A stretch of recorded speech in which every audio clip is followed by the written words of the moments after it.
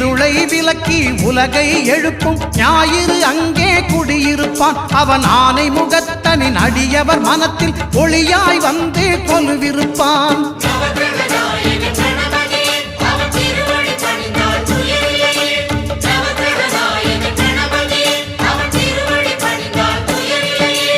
ஒன்பது கோளும் ஒன்றாய் காண